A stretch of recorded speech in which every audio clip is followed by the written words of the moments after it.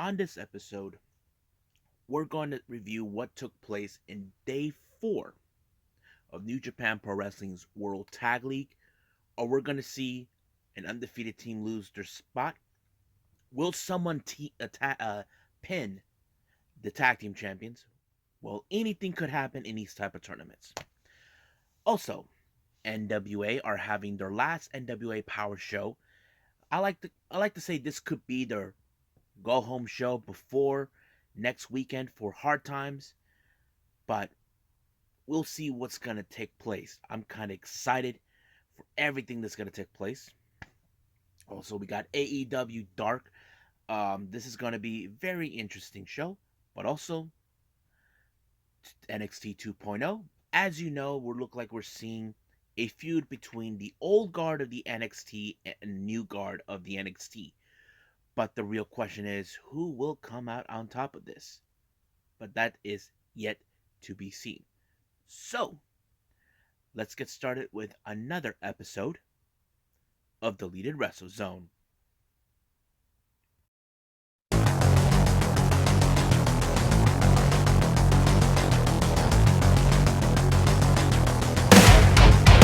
Are you ready? Get up, get up! Get up, get up! Get up, get up! Get up, get up! Get up, get up! Get up, get up!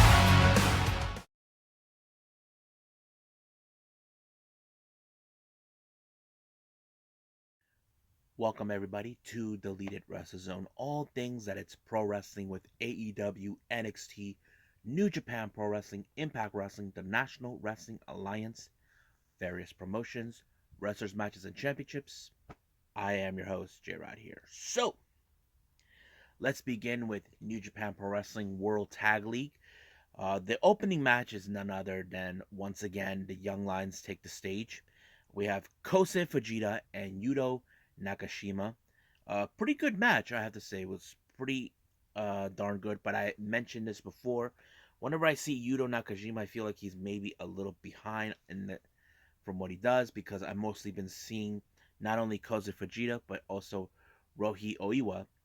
Uh, I would have assumed this would be a different type of outcome, either a time limit draw or possibly Kosei Fujita taking the victory. But frankly, when Kosei Fujita had Yuto Nakashima in the Boston Crab, well, ended it in time limit draw. But this is the last we ever see these two come face to face. Now let's go with the opening match of the World Tag League.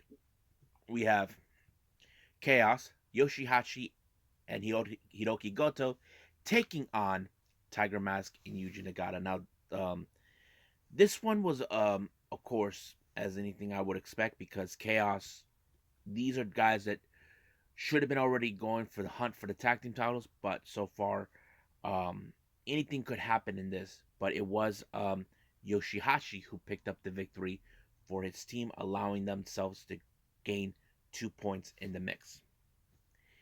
Next match, we got the so-called House of Torture from Bullet Club, Yuji Nagata and Evil, taking on Satoshi Kojima and Hiroshi Tanzan. As you know, this is your typical House of Torture match. As you know, wherever Evil goes, his insurance policy, or as we call him, the spoiler, Dick Togo's always there, making sure that they win. And that's exactly what happened. It was Yujiro Takahashi who picked up the victory for his team when he took out Satoshi Kojima. Next up, we got Bullet Club's Chase Owens and Balak Fale taking on Great Bash Heel, or GH Beach, Tomoaki Humna, and Togi Makabe. This was a bit of not much of a interesting match, but of course, as you know, like GBH are one of the most highly recognizable tag teams, and of course the veterans. But when it comes to guys like Fale and Chase Owens, they're determined to prove that they earned the right to become champions. But we'll see how their point system goes for them right now. But it was Fale, who picked up the victory for his team. Next up, we got Suzuki-gun, Taka Michinoku, and Suzuki-gun taking on the GOD. Now, I hate to be the GOD. I would not want to come across Suzuki-gun. You guys know how he is. He's a crazy maniac. He's like a freaking maniac that he expects you to hit hard, but if you don't hit him hard, he'll hit you back. But of course, he has the sadistic way. There was a moment where Suzuki-gun had a chair and Tama had the kendo stick from Yano. But luckily for him, they were able to pick up the victory by taking out the weakest link of the two, and that was, unfortunately, it was Taka Michinoku. So that's how it rolls. Next up, we got the United Empire, Aaron Henare and Great-O-Khan taking on the current IWGP Heavyweight Champions, Suzuki-gun's Dangerous Tekkers, Taichi and Zack Sabre Jr. This match was awesome in every way possible because, as you know, Kevin Kelly did mention Khan and Jeff Cobb would have been the one team that should have been already obtaining tag team gold, but anything could happen. But I have to say, United Empire pulled off the inedible. They pinned Dangerous Tekker. That was Aaron Henare who did it. Now, here's the thing. If they don't win Tag League, since they pinned the tag champions, automatically they do have a right for a shot of the IWGP Heavyweight Tag Team titles. That means they could cash it in at any given moment. That is something that if I was Taichi and Zack Sabre Jr., I would be more concerned over. Because if you don't take this concern over, then you lose it. That is something we need to put a pin on that because we know it could happen. Now, our main event, we got LIJ's Sanada and Tetsuya Naito taking on Toru Yano and Hiroshi Tanahashi. And I have to say, this was a very fun match. We all know how things go with Yano. And of course, there has been very fun moments between Sanada and Naito against Yano, but having Tanahashi in the mix, that's a different story. And I think that kind of plays out. But don't forget, there is history between both Naito and Tanahashi. If you guys recall, it was that one match that caused Naito to go insane when they voted for the Intercontinental Championship over the IWGP title. But of course, he was that one guy that many fans that long time ago fans did not like the fact that Naito pinned Tanahashi. But it was a good match. But unfortunately, it was Sanada who picked up the victory for his team, allowing themselves to gain 2 points. So let's get to the point system. See who, in fact, we're working on right now. Let's see. Here we are. We have Tanahashi and Yano. They currently have 3 wins and 1 loss, which is what they had right now. That's a total of 6 points. Togi Makabe and Tama Akihama, 4 losses, 0 points. Koji Kojima and Hiroyoshi Tenzan, 1 win and 3 losses, 2 points. Nagata and Tiger Mask, 0 points with 4 losses. Goto and Yoshihashi, 3 wins and 1 losses with 6 points. Naito and Sanada, currently undefeated with 8 points, which currently right now they're in the lead. We got Zack Sabre Jr. and Taichi with 3 wins and 1 loss, which they suffered today with 6 points. Suzuki and Taka Michinoku, 0 points with 4 losses. Henare and Great-O-Khan, 6 points with 3 wins and 1 loss. Tonga and Tangaloa, the GOD, 3 wins and 1 loss with 6 points. Evil and Yujiro, 1 win and 3 loss. And of course, we cannot forget Fale and Owens with 3 wins and 1 loss. So, at the moment, we have Sanada and Naito in the lead. Now, anything could happen from here on out if they maintain their undefeated streak. As you know, Taichi and Zack Sabre Jr. have lost their undefeated streak, but at the moment they also put themselves in a bit risk where the United Empire could initially cash in their opportunity for a shot of the IWGP Heavyweight Tag Team titles, and that's only a matter of time until they make that decision. But right now, let's move on with NWA.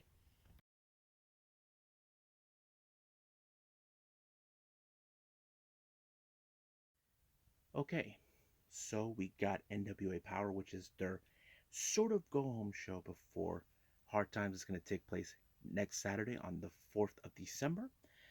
It opened up with, of course, Billy Corgan, who normally we don't see him in front of the camera. He's normally behind the scenes. This to join the commentary group. But the first match that was opened up was Chris Adonis from Strictly Business taking on the Pope.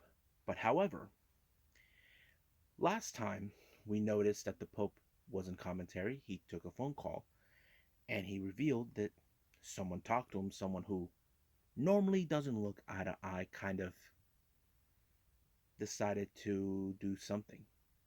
And that person that he talked to over the phone was none other than the national treasure, Nick Aldis, who wants payback for Adonis for betraying him. And because of that, uh, at the same time, Tom Latimer shows up. Billy Corgan does not like what he sees. So basically, he tried to run interference, but when Aldis put him in the Texas Cloverleaf, he looked dead in the eyes and Tom Latimer, making him watch how he was forcing Adonis to tap out, which he did. Now, as soon as the match was over, Tom Latimer, he decided to stick his nose with his business. Billy Corgan decided to play a little game sense. You're a wrestler. If you're going to be wrestling, that's what your job is. Not coming out and try to interfere in a match. So he set up in a match against Jaden Roller, even though he acted like a father telling his kid, they like 1, 2, and then the kid just like that. That's what he did.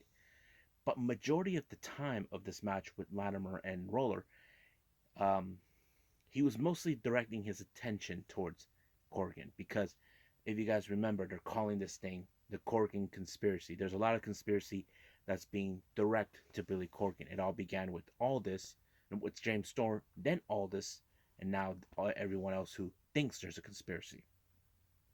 But Latimer did able to win the match, but it was a direct message to Nick Aldis by applying the pile driver on to Jaden Roller, allowing himself to win. Now, as you know, in Hard Times 2, this happening on December 4th, Zion is set to face against Tyrus for the NWA television title. But however, they decided to mock him by saying that he's making a mistake, that him challenging for the television title was a mistake. And the person who was saying that, this is something that I know for a fact. He was saying he was right, that Titus was right. It's none other than Jordan Clearwater. He had to be behind it. There's no way Zion would do that. But if I was Jordan Clearwater, I would watch my back in case Zion decides to come after him for mocking him, if that's the case.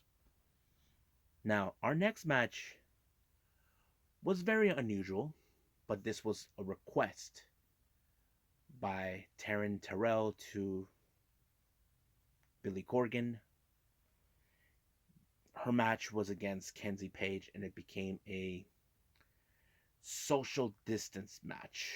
Now, this was a very unusual match, but Taryn Terrell acts like she thinks she knows what she's doing, but she was counted out because she did not want to get herself involved in the match. She tries to play out, saying that she's the bigger star, but Kenzie Page won all by countout, and that's what happens to her.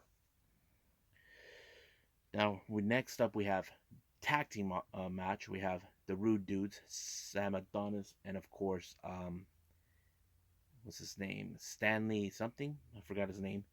Taking on JTG and Colby Carino. Now, this was a very unusual team, both JT, but there were bits more like mishaps, like Colby Carino tries to tag himself in without, like he wasn't supposed to tag in, that sort of thing.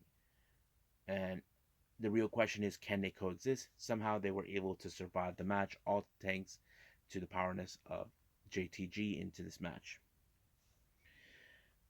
Now, Jack Stain, as you know, he is the recent guy who feels wherever he goes, he cannot escape Crimson, despite the fact that he is also falling into the Corgan conspiracy. He had to be set up in a tag team match against Jeremy Pluckett to take on both Crimson and the NWA World Heavyweight Champion Trevor Murdoch. However, there was a stipulation: if he was pinned, he would lose his championship series match opportunity, which that Jack Stain does not like. But Billy Corgan made this match happen.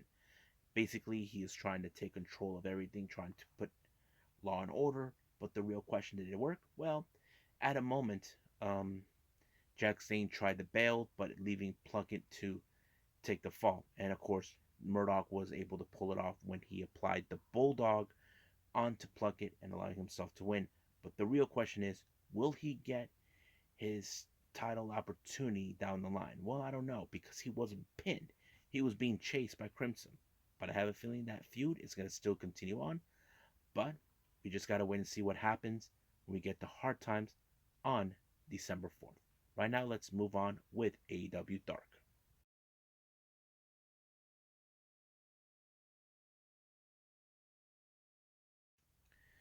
Alrighty then, so we got AEW Dark.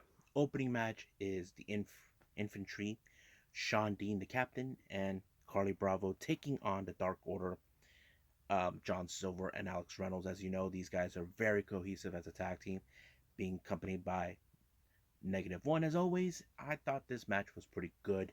You know, this showed a lot of character with John Silver and Alex Reynolds. I know for a fact we can definitely see them obtain the AEW tag team titles one day, but their finishing combination to end this match was beautifully perfect executed, allowing them to pick up the victory with the 1, 2, 3, and of course, Negative taking out the trash. Next up, we got Rio taking on Karma Dean. Don't know who she is, but as we always know, Rio, we cannot underestimate her due to her size.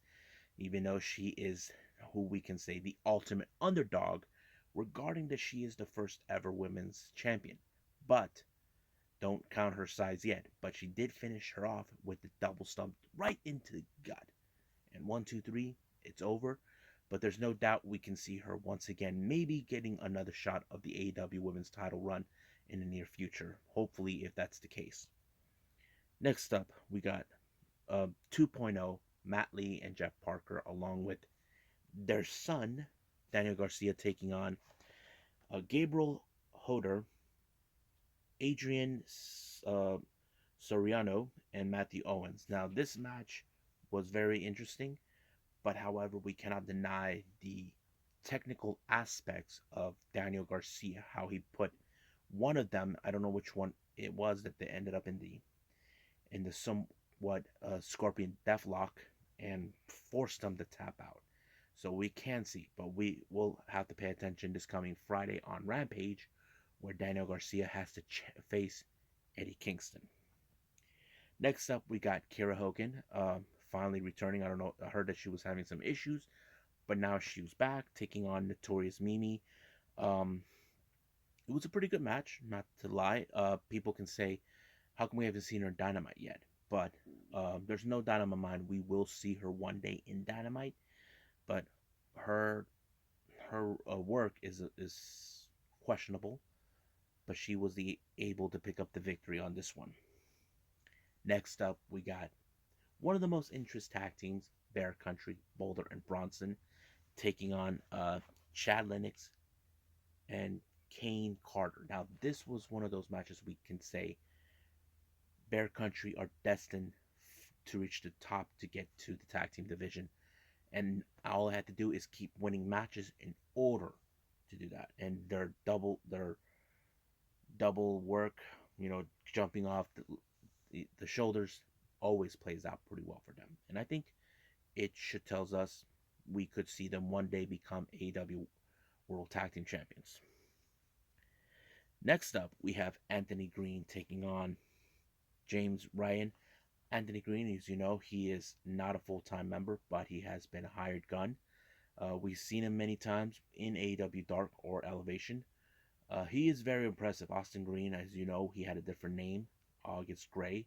I have to say right now, he is back in independence. I think it gives him a much better platform. I hope if Tony Khan pays attention, we could see him one day get an AEW contract, but that's only time will tell. But he was very impressive in this match.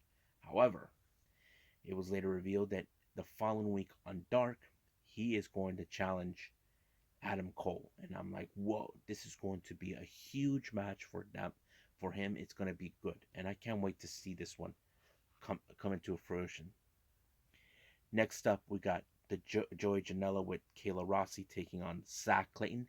If you guys know who he is, Zach Clayton, he is the one who is engaged to JWoww. Yeah, he's back. But however, we know that this match ended in Joey's favor because Kayla Rossi is right there to give a little interference. And of course, Joey Janela will always be the bad boy. Next up, we got Emi Sakura with Lulu Pencil. Now, keep in mind, Lulu Pencil is not currently in the States. She already left for Japan not too long ago. There's still no question when she'll be back, but her other protege, Mei Shiruga, is still here, luckily. Her match was against Valentina Rossi. You can guess it, with her putting her away with the Queen's Gambit, it was already over from the moment it happened. So she actually won that match. Next up, we got Matt Hardy along with Joel taking on Brick Ulrich. Joel actually got involved by distracting, but it did allow for Matt Hardy to apply the twist of fate in Brick, and it was over from there. 1, 2, 3, and that's it. Next up, tag team action, we got Brock Anderson, Lee Johnson taking on the Acclaim. To me, this match would have fallen in the favor of Brock Anderson and Lee Johnson, but the Acclaim are going to do whatever it takes to win their matches, to fulfill what they felt it's rightfully belongs to them, a shot of the AEW tag team titles. I think they might have had them at least 2 or 3 times. I'm not 100% sure about that. So, but they were able to use the chain. There's no doubt in my mind that one way or another, Lee Johnson and Brock will get their revenge on that match. Next up, we got Wardlow taking on Rolando Perez. This match ended when, instead of using the turnbuckle to do that knockout, Rolando was very short, very small. It was easy for him to pick up, and boom, it was over. It was lights out. Referee actually called for the mat bell, and it was over from there. Now, our main event, I have to say, this one was impressive. Lee Moriarty taking on Nick Comoroto. I have to say, this was a case of the David versus Goliath, but what I did like is how Lee Moriarty was working the left arm of Comoroto. It helped him to win the match. Now, he has faced many styles, from lucha libre, catch wrestling, strong style, everything. He calls his style Tiger style. And I think it's one of those wrestlers we can definitely say he is very impressive. We got to see more. And I know for a fact Lee Moriarty can do more that he can say. And I have to say this match was impressive. So I think we'll end it right here, but let's move on with finally reviewing NXT 2.0.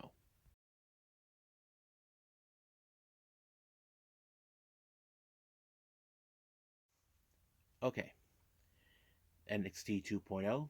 It opened up with Waller bragging, complaining about wrestlers of the old guard against guys like him who are wrestlers of the new guard. So basically, this is becoming more of a war between the old and the new.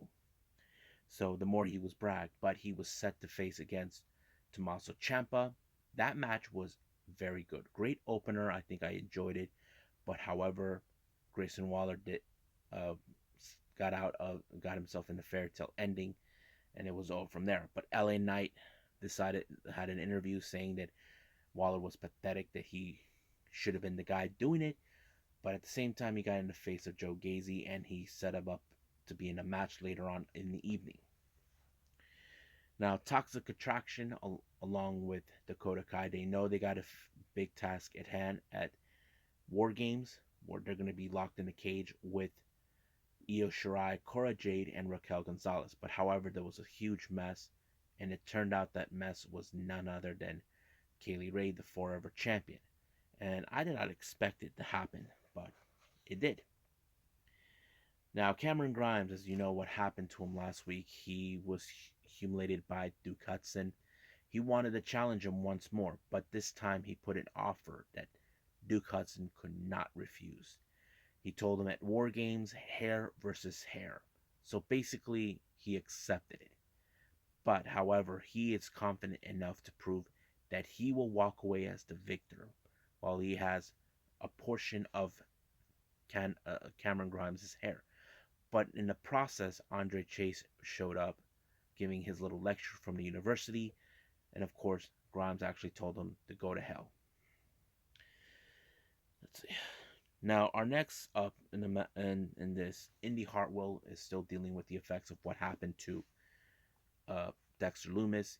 She seems like she was not 100% focused, but Persia, who is being a good friend, tried to reason with her. I mean, do you really need to take the day off? She was impressive alone. But the real question remained, was she 100%? Well, in their match against Kaden Carter and Kazen Canizaro, it most likely she might not have been. Because right now we're seeing Casey and Kaden could most likely be the upcoming challengers for the NXT Tag Team Championship, which is something we definitely got to pay attention to. Now, we saw the return of Santos Escobar taking on Malik Blade. Santos is back with a vengeance, trying to prove that that Legado is still strong. But however, he did put Malik away in a Phantom Driver, but let the reins run by Elektra Lopez, who claims that she believes that Zion Quinn got what he deserved, turning down Legado. However, there's still some bit of a history between Wagner and O'Reilly towards Mendoza and Wild, because they believe they are not a tag team, but they were willing to challenge them for another shot. However, Imperium had something to say. They don't believe that neither team have the capability to beat them. They look at them as a bunch of fools, clowns, but they came up with the better solution. They will challenge the winner of the match that's going to take place this coming Tuesday. And whoever wins that match will be the number one contenders to face them at War Games. So this is going to be a very interesting opportunity. Who's going to walk out? Well, we'll see what happens then. Now, Cora Jade, later on, she was set to face against Mandy Rose. But however, there was concerns over her well-being being alone against Mandy Rose. However, there's still like a little bit of tension with Starks, Shirai, and Gonzalez. However, Cora Jade kind of put them in their place, saying, hey guys, enough with this, okay? That we're just going to be a cohesive unit, okay? We only got one problem. We're down one person. No offense to Starks, but Raquel and the rest realize she's right. This is no time to try to be cohesive. It's to find the fourth member. And of course, that member, we're going to get to that in a bit. Now, we did see a very interesting interview by Tony D'Angelo. Apparently, as he is part of the new school of wrestlers that are trying to make a name for themselves, he decided that there is bets being placed over who's going to win the championship and no disqualification for the North American title. His money goes on to Carmelo Hayes. And he said that there's a rumor saying that it's going to end up that way. So nobody knows what that meant. But we'll see what happens. Now, our next match is Mandy Rose versus Cora Jade. I have to say, it seems like Mandy Rose had everything under control in this match. But, out of nowhere, Kaylee Ray showed up. Nobody knows what she was doing. Mandy Rose completely, how do I say this, lost focus. Her was looking at Kaylee Ray, but however, because of that, it pulled up a big major upset, allowing for Cora Jade to win. Now, Cora Jade thought that Stark or Gonzalez or Shirai were they responsible to send her. It looks like they're not. She did that on her own accord, and she volunteered to be fourth girl. But she did mention there's going to be a match for the advantage ladder match. Now, if you guys don't remember that, there's a ladder match with the briefcase that says who will take the advantage. So basically, it's the numbers game type. So it's going to be Kaylee Ray versus Dakota Kai, and that's going to be a very hardcore match to watch. Now, we were supposed to have Joe Gacy taking on LA Knight, but he was viciously attacked, blindsided by Waller, and the match did not happen. But however, he decided to go with the promo, and he was talking all this and that, but he was interrupted by Diamond Mine, saying that him approaching them was a mistake. But however, Joe Gacy did made a compelling point. The cruiserweight title, it was never mentioned. Did Roderick Strong had the necessary weight? The cruiserweight is mostly for 205 live wrestlers, so that kind of was being called into question. But when they set up a deal against him at War Games for the title, Malcolm Bivens ordered Julius and Brodus to take care of Joe Gacy, but Paxter showed up. So basically, it was more like, nope, we're not going to deal with it. But once again, in this particular story, the journey continues with MSK and look for the shaman. Now, we don't know who the shaman is. We don't know what he's about. All we know is that he's the guy who gave the name MSK, which we don't know what it means. Now, they were on a road trip saying they were driving 7 miles per hour, and they didn't know they were going slow, but they were off the hook, and their journey continues. I think everybody wants to know who the hell is the shaman. But I'm excited for that match. Excuse me. Next up, we got Diamond Mines Ivy Lee taking on Yulisa Leon. Ivy Lee continues to impress us with her way of wrestling, how she is submissive, and of course she put her in some sort of like this arm choke reverse where she has her arm like this. It was very unusual, but it helped her win the match to force Yulisa Leon to tap out. So now in backstage we see Grizzled Young Veterans being a bunch of thieves. They actually robbed some guy by pickpocket, but while the moment that happened, the brawl continued between both Waller and Knight. It never stopped. But Grizzled Young Veterans had no time to act. Apparently, they decided to. They had a match against Jesse Briggs and Jensen. I thought the match was pretty good.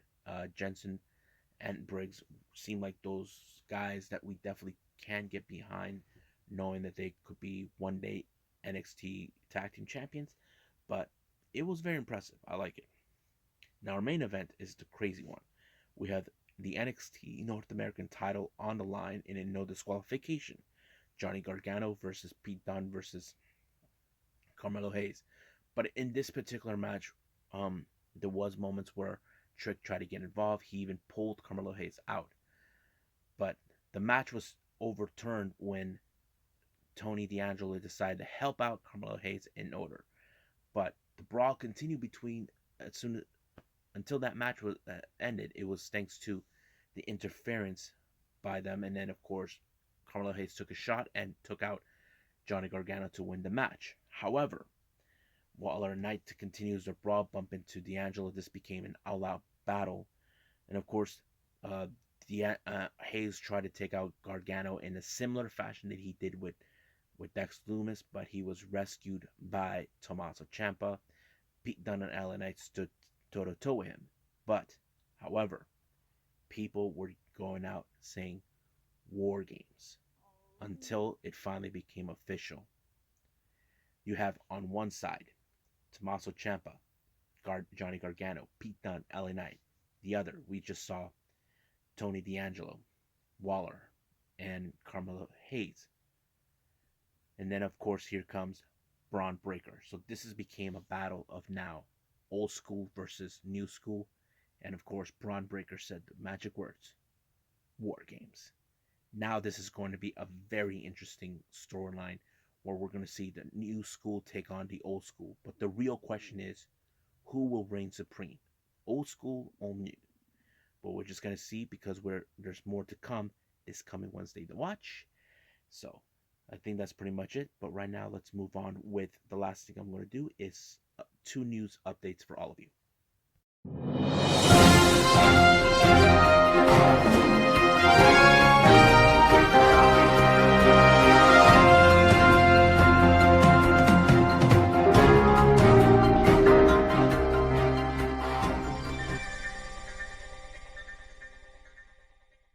Okay, so here are some of the news updates that I pulled out.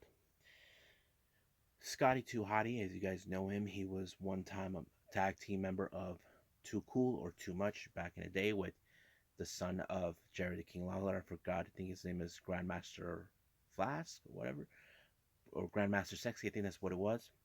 Anyway, it was later revealed that he requested his release from the WWE. Now, some of you are saying he's not a wrestler. We haven't seen him wrestle. Well, that is true. It turned out that he has been NXT producer and he's also served as the coach. But looks like, as we all talk about, that there's been changes coming up with NXT.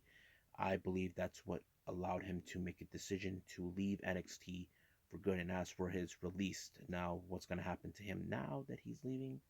That's yet to be seen, but we'll find out once anything happens.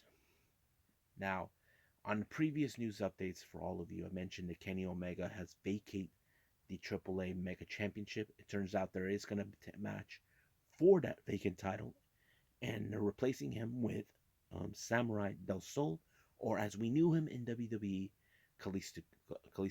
And to be honest with you, I'm not sure if that's the right call because you're putting a guy we haven't seen for quite some time in AAA. Now, I have seen him with this gimmick when he was there, but now he wasn't. So the real question remains, was this the right call? I don't know. But I can say the match between him and Hijo de Viquino is going to be a very interesting match. Two high flyers, two of the best high flyers that the world has to offer are going to face off. So I'm kind of excited to see how this is going to go and who's going to be the new AAA Mega Championship. And I know that these guys are going to make AAA proud. Well, hope you guys enjoy this episode. But before I go, I hope you guys have noticed the title of this episode, episode 500. That's right. You heard correctly. This is episode 500. I kind of didn't even notice, but I can't believe how far I've gone in this whole thing since I started this channel.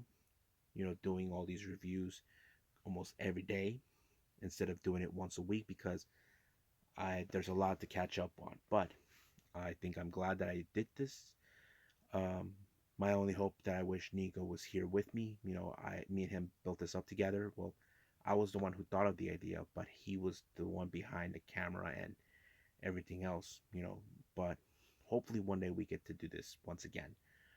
But all I can do as the brains of this is to move forward. So coming up, we got, of course, more on the best of the Super Juniors on day 5. We even got MLW with the MLW Fusion Thanksgiving. And of course, we cannot forget AEW Dynamite. So, for now, I must bid all of you guys adieu. So, goodbye. Mwah. And have a nice day. Bang.